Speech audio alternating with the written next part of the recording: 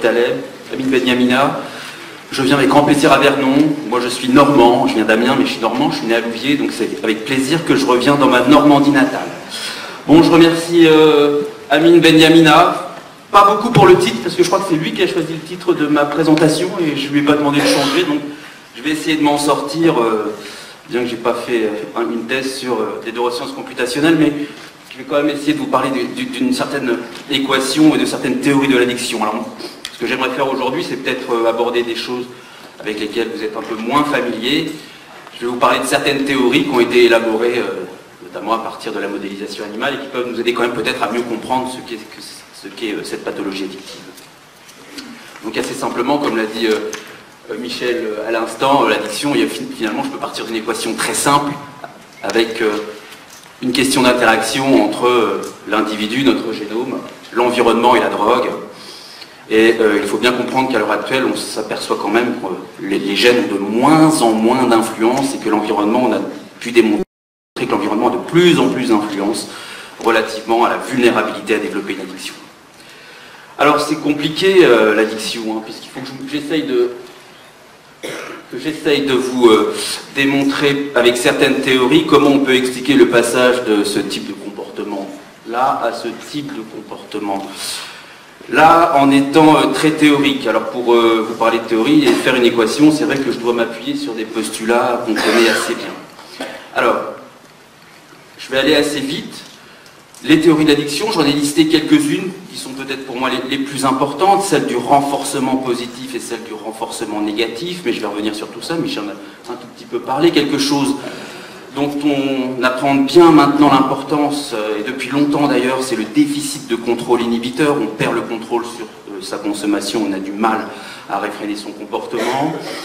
Une théorie également importante qui est celle des apprentissages aberrants, donc on parle beaucoup de l'addiction comme une forme de mémoire pathologique, et effectivement maintenant le substrat neurobiologique de l'addiction, on est descendu jusqu'à le mécanisme cellulaire à la base de la mémoire, ça s'appelle la plasticité synaptique. Donc on comprend mieux, avec ces phénomènes d'apprentissage, comment par la suite c'est très difficile de se sortir de ce comportement qui s'engage de manière quasi automatique. Ensuite, quelque chose également à laquelle a participé un Français, Michel Lemoal, avec Georges Koub, qui est actuellement président de l'Institut national américain sur l'abus d'alcool et l'alcoolisme, qui est l'allostasie hédonique. Comme on l'a dit tout à l'heure, si au départ, consommer une substance, c'est plutôt pour les effets plaisants, par la suite, il s'agit effectivement beaucoup de se soulager des effets négatifs ressentis. Une autre également, on parle beaucoup de tolérance dans l'addiction, mais quelque chose qui est très très étudié dans le champ, c'est le phénomène de sensibilisation. Cette fois-ci, ce sont des effets qui vont non pas diminuer, mais augmenter au fil des prises, et quelque chose qui augmente dans le développement de l'addiction, c'est la motivation à consommer. Donc là encore, on comprend assez bien comment ça va être difficile de se sortir de son addiction parce que ça devient incontrôlable et on est fortement motivé pour consommer le produit. Alors, renforcement positif et négatif, tout ça nous vient, cette histoire-là, simplement de vieilles études de Doles et Milner dans les années 50 qui ont montré de manière très élégante, avec un test assez simple, il s'agissait ici de mettre un rat dans une boîte. Excusez-moi, je vous parlais beaucoup finalement de résultats expérimentaux obtenus chez le rat et également chez le macaque, ou le singe. Donc ici, dans cette première expérience, il s'agissait de mettre un rat dans une boîte et simplement ici de lui implanter une électrode de stimulation dans le cerveau. Et c'est lui qui commande la stimulation. Ici, quand il appuie sur le levier, eh bien, il entraîne une décharge électrique.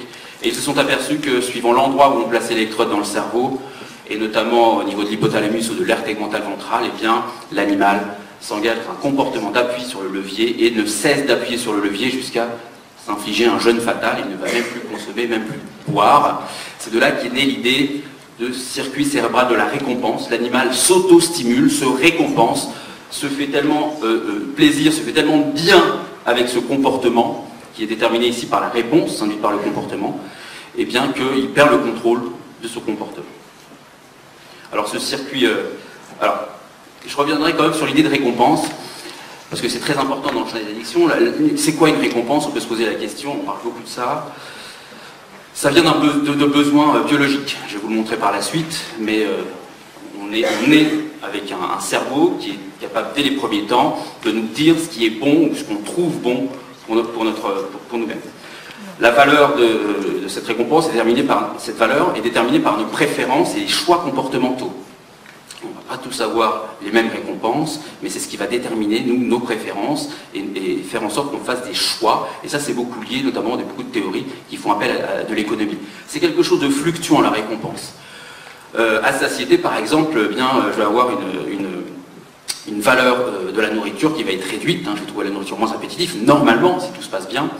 Mais par contre, ça peut rendre celle des liquides, par exemple, plus attractive, et je vais avoir tendance à prendre un petit digestif derrière. On a parlé de Calvados tout à l'heure. La récompense, c'est aussi vraiment un apprentissage. Vous allez voir que c'est fortement lié à une question d'apprentissage. Bien sûr, c'est aussi émotionnel, si on fait du plaisir ou pas. Et donc, finalement, pour dire deux mots, une récompense, c'est ce qui nous fait revenir pour en avoir toujours plus. Le circuit cérébral de la récompense, je ne vais pas en dire beaucoup de mots, puisque je pense que vous le connaissez. On connaît beaucoup l'implication de la dopamine, même dans d'autres pathologies. Vous avez des neurones dopaminergiques qui sont situés dans le noyau, ce qu'on appelle le noyau accumbens, ou bien la substance noire, qui contient des neurones dopaminergiques qui ont un rôle, ces deux structures cérébrales, dans l'addiction d'ailleurs, qui se projettent dans différentes structures, notamment l'amygdale, qui est impliquée dans les émotions, l'anxiété, la peur. Surtout le striatum, également le striatum ventral, qu'on appelle le noyau accumbens, et c'est là que va être associée la sensation de plaisir, et puis également des projections vers le, j'ai pas de pointeur, vers le cortex préfrontal. Donc, pourquoi on a été amené à déterminer le rôle clé de ce circuit? C'est bien, on s'est aperçu dans les années 80, avec des études de microdialyse, où on a été capable de doser les neurotransmetteurs dans le cerveau, et bien que la consommation de nourriture ici chez le rat, ou bien la fonction de reproduction, l'acte sexuel ici, va induire une libération de dopamine dans ce noyau accumbens. Donc vous voyez, et ça c'est très conservé, c'est notre cerveau ancien qui veut ça. Si je veux la survie de l'espèce, eh bien je dois promouvoir ici, ou renforcer, disons-nous, des fonctions qui sont indispensables à la survie, comme la consommation de nourriture ou la fonction de reproduction. Le problème, c'est que les drogues font la même chose, mais de manière beaucoup plus puissante. Vous avez simplement ici mis la dopamine qui est libérée après injection de différentes drogues, amphétamine, cocaïne, nicotine, morphine. Vous voyez que les profils sont différents, mais les substances peuvent être très très très puissantes à activer ce circuit cérébral. L'alcool également, voilà, l'alcool libère de la dopamine dans le noyau accumbens, ça c'était chez l'animal, mais on l'a montré depuis chez l'homme. Simplement, vous voyez ici, après la consommation ici d'alcool, on voit une structure qui s'allume, on libère de la dopamine, c'est le striatum ventral, le noyau accumbens. Alors on sait que c'est associé au plaisir, puisque quand on fait des études d'imagerie, et on donne ici du méthylphénidate, qui n'a pour autre fonction ici que de prolonger l'action de la dopamine, on s'aperçoit ici que quand on donne du méthylphénidate et qu'on libère de la dopamine dans le cerveau, et bien si on, sur une échelle ici, si on demande notre niveau de satisfaction, on voit que plus on libère de dopamine, plus la sensation de plaisir est importante. Vous voyez, on a une bonne corrélation positive ici entre plus je libère de dopamine, plus je ressens un effet plaisant.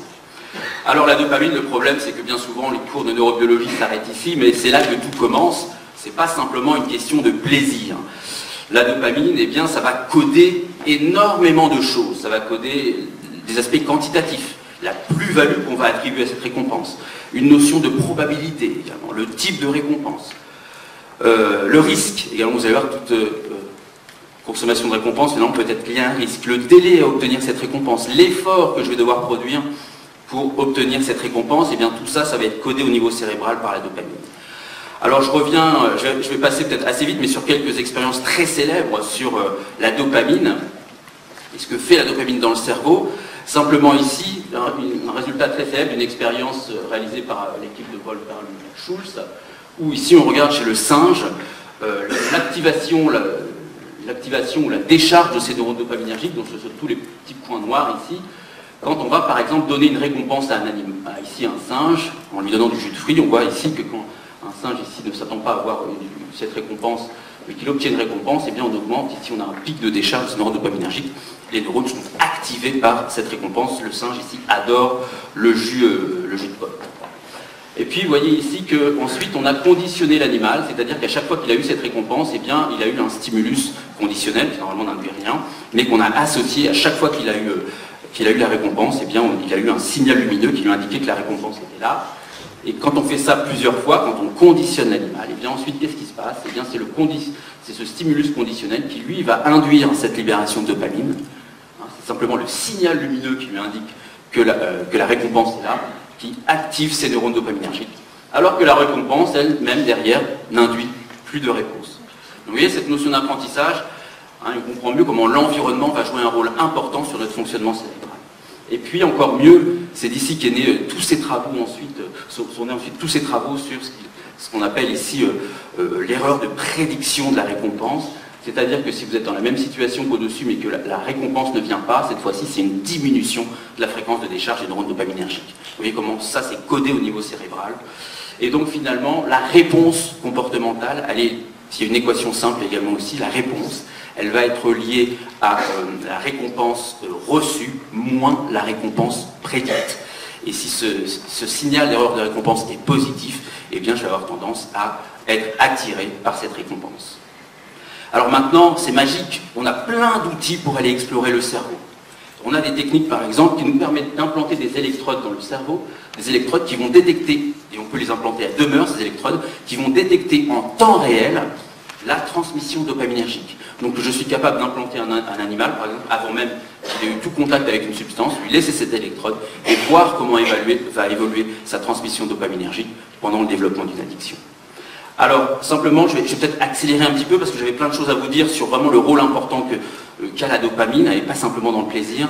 C'est que la réponse dopaminergique, comme je vous l'ai dit tout à l'heure, elle est corrélée ici à l'ordre des préférences de différentes récompenses, hein, c'est-à-dire qu'on ne va pas libérer la dopamine pareil en fonction de ce qu'on nous propose et comment on va attribuer une valeur positive à cette récompense. Ici, vous voyez simplement on donnait des bananes à un singe ou bien ici du jus de fruits en particulier. Vous voyez que en fait, ce qui va coder ici, en termes de préférence pour ces différentes propositions, eh bien, ça va être les niveaux de libération de dopamine.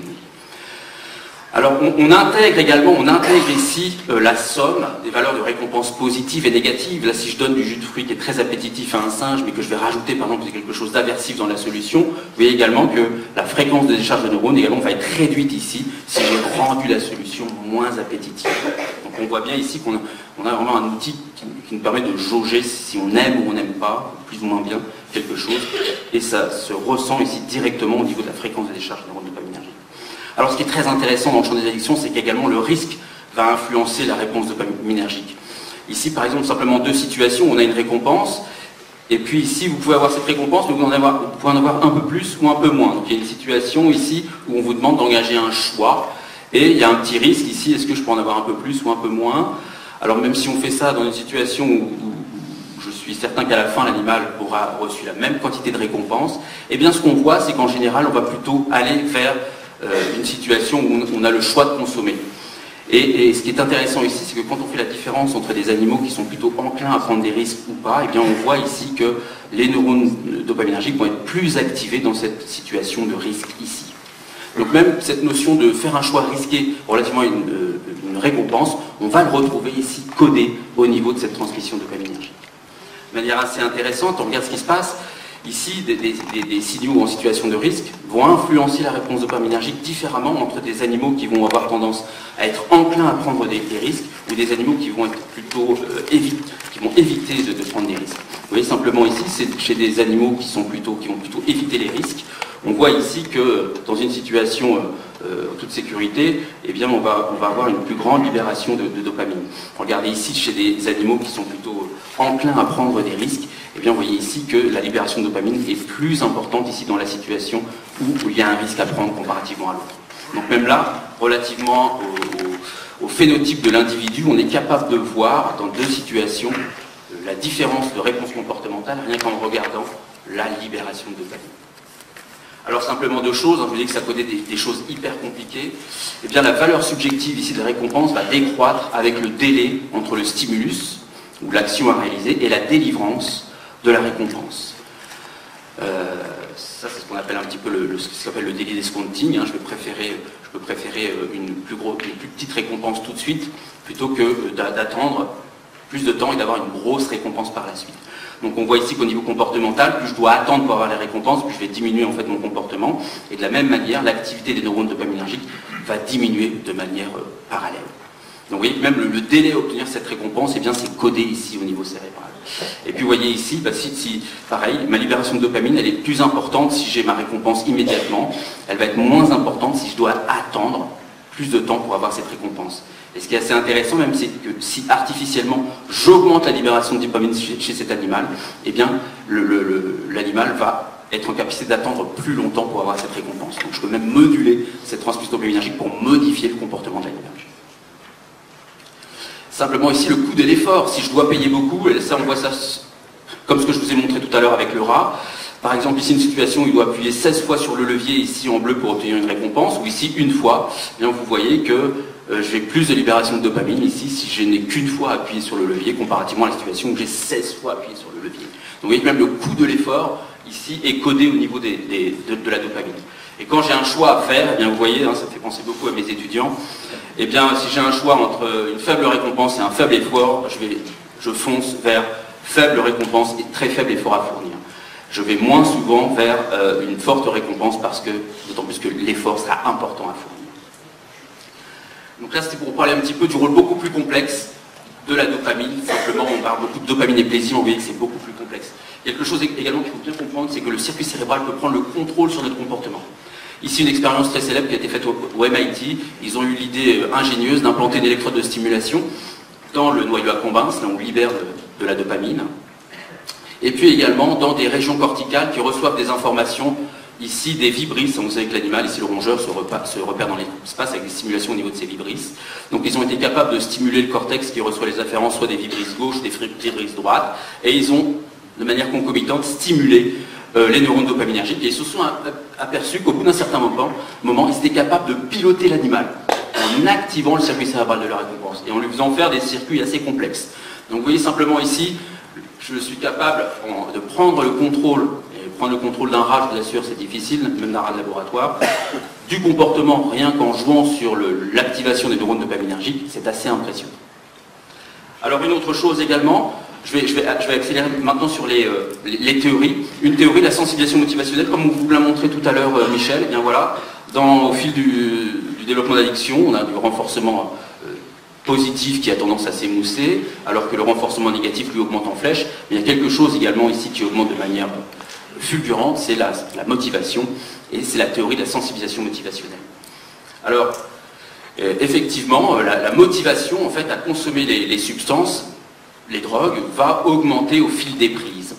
Alors, chez l'animal, quelque chose qu'on objective de manière assez simple, pas chez l'homme mais chez l'animal, c'est une belle modélisation. On voit également au fil des jours, quand l'animal reçoit une drogue, il va augmenter son activité locomotrice. Ça c'est un modèle très simple, très utilisé dans l'addiction.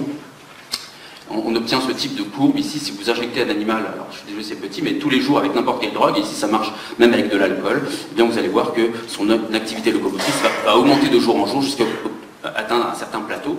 Ce qui est intéressant dans ce modèle de sensibilisation, c'est que les animaux ici qui sont sensibilisés vont présenter en fait une très forte motivation à consommer le produit, mais qu'en plus une fois qu'ils sont sensibilisés, ils sont sensibilisés à très long terme.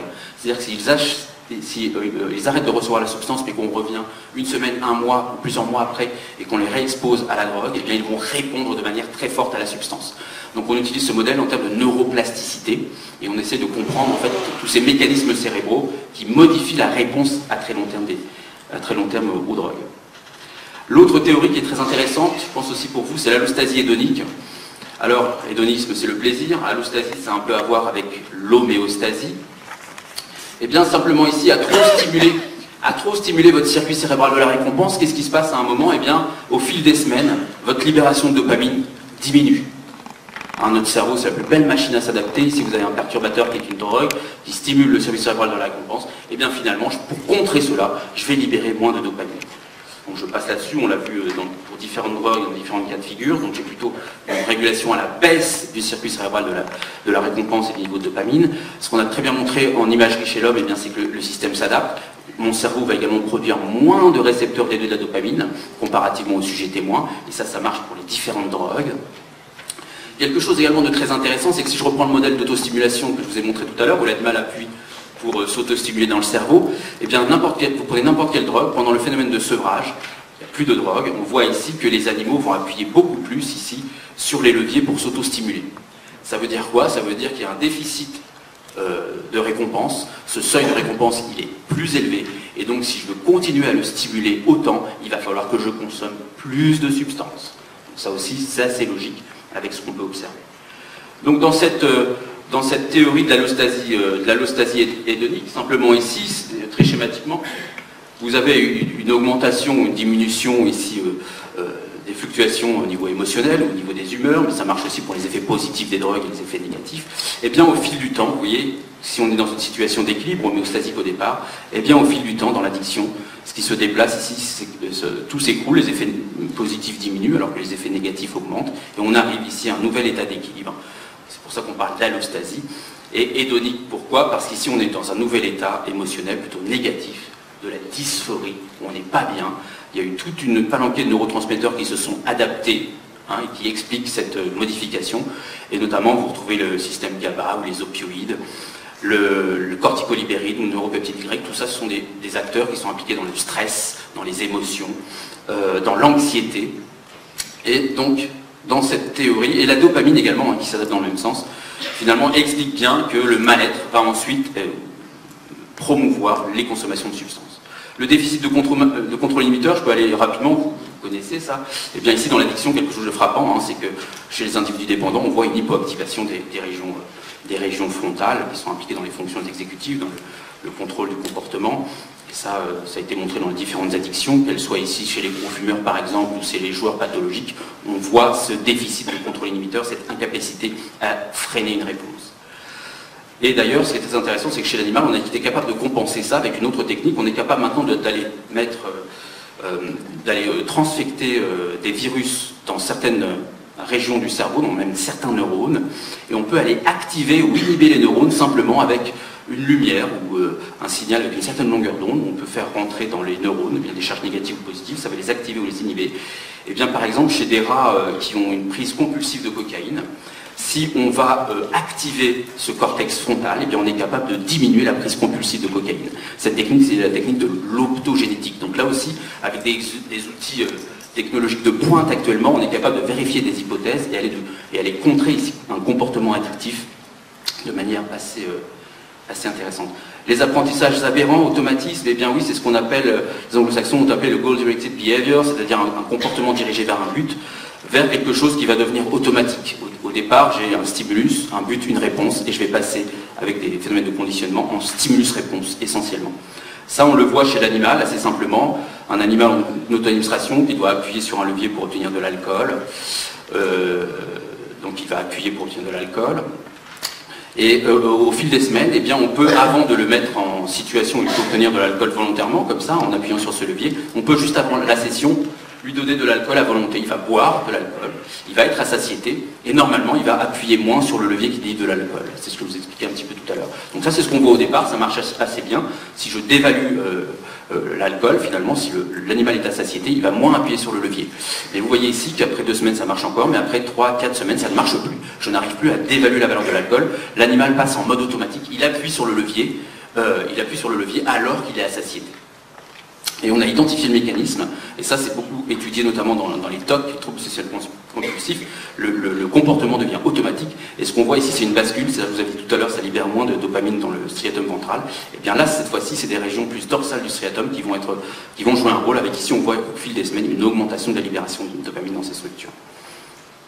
Il va falloir que je conclue bientôt, et simplement je voulais donc vous dire ça, c'est-à-dire qu'au départ, ce que je disais tout à l'heure, on consomme les substances plus pour les effets positifs au départ, et puis ensuite pour du renforcement négatif. C'est exactement ce qui a permis de démontrer ici ces études de neurobiologie, où on voit la libération de dopamine qui diminue dans le striatum ventral, et qui va se mettre ici à augmenter dans le striatum dorsolatéral.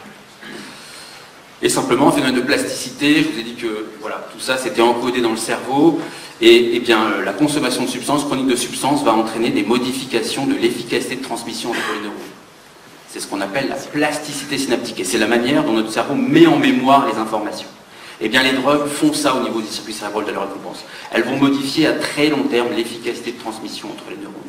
Et à l'heure actuelle, simplement pour vous donner la conclusion, et c'est ma dernière diapositive, on s'est aperçu par exemple que c'est des animaux qui deviennent vraiment dépendants à la cocaïne, qui ont tous les signes de dépendance à la cocaïne, prise compulsive, perte de contrôle, hypermotivation, eh bien seulement les animaux qui présentent tous ces critères d'addiction, eh bien, ils ont un problème au niveau du noyau cumbin, c'est qu'ils perdent la capacité à faire une certaine forme de plasticité synaptique.